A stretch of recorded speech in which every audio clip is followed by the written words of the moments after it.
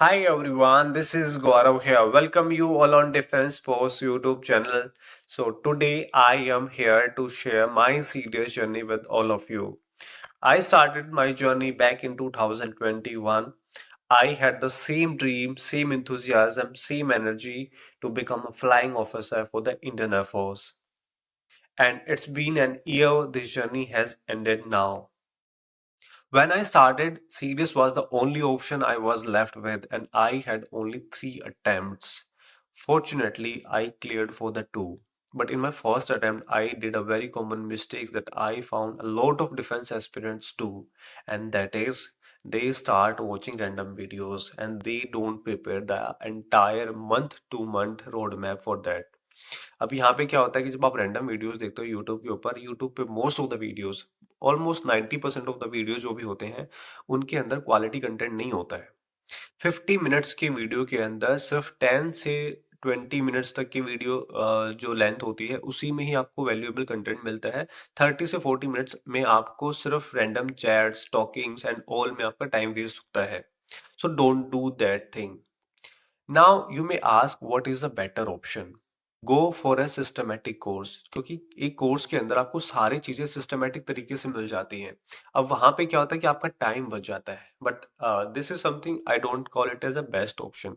क्योंकि यहाँ पे क्या होता है कि जब आप बहुत सारे वीडियोस देखते हो and you can't revise them again and again, you can't watch them again and again, and उसमें क्या होता है कि आपको नोट्स बनाने पड़ते हैं। और जब आप नोट्स बनाते हो उन वीडियोस को देख करके, तो 1 घंटे का वीडियो, और जब आप उसके नोट्स बनाते हो तो आपको 3 घंटे लग जाते हैं। एंड यहाँ पे आपके 6 महीने कब चले जाते हैं आपको पता ही नहीं चलता। Now you may ask what is the best option. Now in my opinion the best option is कि गो फॉर रीडिंग।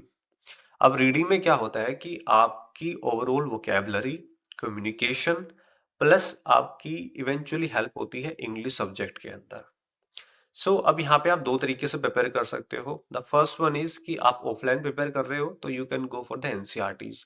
एनसीईआरटी में आप क्या कर सकते हो कि आप 10th 11th 12th की एनसीईआरटी की समरी बाय कर सकते हो, एंड स्टैंडर्ड बुक्स की आप एक और कंसाइज नोट्स बाय कर सकते हो and combine these two and revise them every single day. जो भी आप पढ़ रहे हो आप उसको रिवाइज करो again and again, you will make it. But if you want to prepare for the online basis, online के लिए मैंने स्पेशली ई बुकलेट्स बनाई है डिफेंस एस्पिरेंट्स के लिए and specially for the seriously, कि जिनके पास में बहुत कम टाइम होता है and they want to prepare very very easily. उनके लिए आप डिफेंस पोस्ट डॉट इन की वेबसाइट पे आ सकते हो। जैसे आप इस वेबसाइट पे आते हो, लिंक इसका मैं डिस्क्रिप्शन में दे दूंगा। यहाँ पे आपको ज्योग्राफी, बायोलॉजी, केमिस्ट्री, फिजिक्स सबकी ई बुकलेट्स मिल जाती हैं। ये बुकलेट्स मैंने काफ़ी ज़्यादा हाईली इंटरेक्टिव बनाई है just by using lots of illustration and graphic. काफ़ी इजी लैंग्वेज का यहाँ पे यूज़ किया गया है so that you can read it multiple times. Also हमें सबसे बड़ी दिक्कत क्या आती है कि जब हम रिवाइज करते हैं तो रिवीजन के टाइम पे हम सारी ई बुकलेट्स को पढ़ना प्रेफर नहीं करते हैं।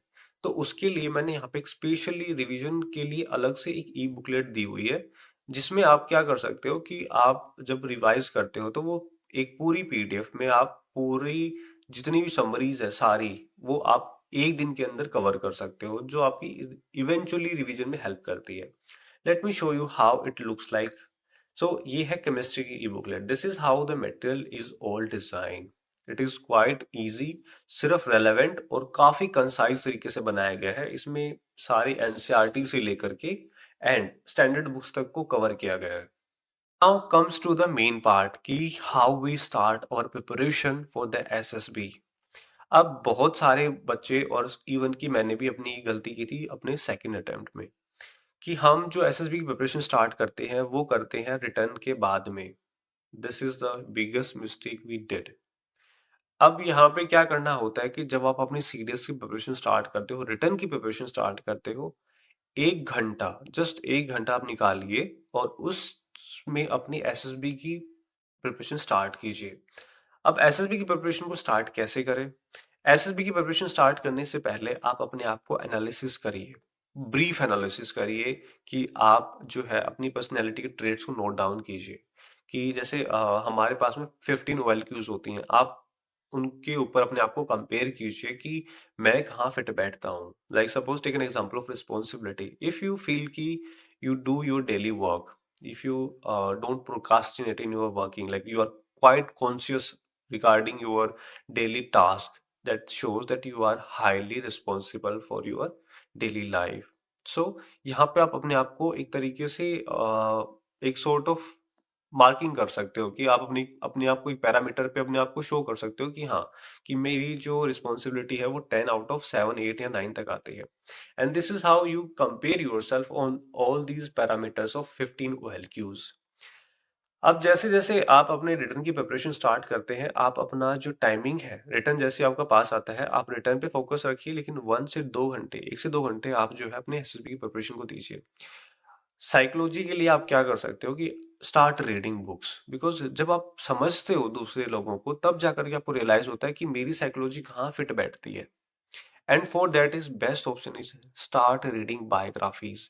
एंड बायोग्राफीज में भी क्या बेस्ट ऑप्शन क्या हो सकता है कि start reading biographies like people like doctor APJ Abdul Kalam, या आप किसी भी एक मतलब जो आपको पसंद हो, जो आपको इंस्पायर करता हो, आप उन लोगों की बायोग्राफीज उठा करके पढ़ सकते हो। जब आप उनको समझते हो तो आपको क्लियर होता है कि मेरी साइकोलॉजिकल का पर्सपेक्टिव क्या है, how I take action and how should I take action. तो यहाँ पे आपको बहुत चीजें क्लियर होती हैं, आपकी साइकोलॉजी बिल्डअप होती है। सिर्फ जा करके इमेज देखने से, प्रैक्टिस करने से चीजें नहीं बनती है, आपको लोगों को समझना होता है। Right. Now comes to the main part कि आपको physical health plus mental health का बहुत ध्यान रखना होता है। अल्टीमेटली ये दोनों चीजें मिला करके ही आपकी ओवरऑल परफॉर्मेंस को इम्प्रूव करती हैं। अगर आप फिजिकली हेल्थ में आप अच्छे नहीं हो, then you are probably you will not make it, क्योंकि आपकी मेंटल हेल्थ उस चीज से इम्पैक्ट होती है। So you have to take care of both things. सिर्फ स्टूडियस होना is not going to work for you. So आपको क्या अप्रोच लेके चलनी है? अगर आप डेडिकेटेडली प्रिपेयर कर रहे हो सीडीएस और एसएसबी के लिए, देन स्टार्ट रनिंग। आपका दिन आप अपनी रनिंग से स्टार्ट कर सकते हो, फिजिकल एक्टिविटी से स्टार्ट कर सकते हो। And the best part is कि आप गेमिंग्स में जाइए, बिकॉज गेमिंग इज समथिंग, जो आउटडोर गेमिंग की बात कर रहा हूँ। आउटडोर गेमिंग आपको ओवरऑल इंप्रूव करती है, आपका फोकस इंप्रूव करती है, आपको बहुत सारी टेक्निक सिखाती है गेम को डील करने की, आपको सिखाता है कि आपको टीम के साथ कैसे काम करना है, एज अ टीम आप कैसे मैनेज करते हो। बिकॉज एसएसबी में आप इंडिविजुअल नहीं होते हो, you are here for your team, like आपको टीम में काम करना है। तो this is something that is most priority given thing.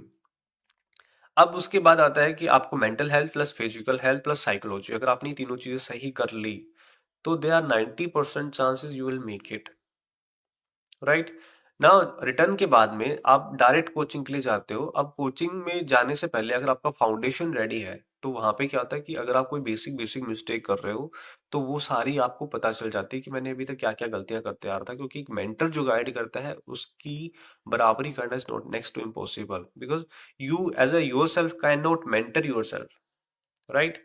सो एक जो मेंटर है वो आपको उस चीज में हेल्प करता है, बट वो तभी करता है जब आपकी फाउंडेशन ऑलरेडी बिल्डअप होती है। राइट। अब जैसे ही मान लीजिए आपने रिटर्न किया और आप बिना किसी प्रिपरेशन के आप चले गए कोचिंग में, यू डोंट इवन नो कि वहां पे हुआ क्या, क्योंकि आपको पता ही नहीं चलेगा कि प्रोसेस क्या है। ठीक है, बट अगर आपने सिस्टमेटिक तरीके से, अगर आपने प्रोसेस को फॉलो करते आए हो, आपकी फाउंडेशन बिल्ड है, अब आप कोचिंग में जा रहे हो, तो आपको बहुत हेल्प होती है वहां पे। Right. Now as you set for the SSB, SSB एसएसबी में आप जाते हो तो वहां पे भी क्या होता है कि बहुत सारे बच्चों के अंदर मैंने नोटिस किया है कि फियर फैक्टर होता है। ये फियर फैक्टर बहुत सारे करियर को खराब कर रहा है। अब क्या होता है कि like we start getting too much attach with a goal, same I was obsessed with my goal. So यहाँ पे क्या होता है कि जब आप ऑब्सेस्ड होते हो अपने गोल पे, तो that you can't afford to make a mistake. And जब आप वो एक मिस्टेक करते हो, तो आपका दिमाग कहीं ना कहीं उसी मिस्टेक के ऊपर अलाइन होता है, and you do not perform better. Now comes to the main part कि इस फियर फैक्टर को कैसे कम करना है। अब यहाँ पे आपको एक चीज ध्यान रखनी है कि अगर आपके पास एक अच्छा बैकअप होता है, बिकॉज हम कहने में बहुत अच्छी होती चीजें कि that we are so dedicated, but this doesn't work like that. You need to have a backup, because if you have a backup you won't be rely totally on the process. आपको process enjoy करनी है, but if you are totally relying on the process, if you are totally goal oriented, you are not going to make it. This is the mistakes I did because I was so obsessed with the flying, I left everything to prepare for the CDSC. So that's why I am saying that have a backup, because backup में जब आपके पास होता है तो आप process को enjoy करते हो, and that is all required in SSB, right? इसके बाद मिलते हैं नेक्स्ट वीडियो में. I will be coming with some lot more things. Till then keep learning, keep hustling.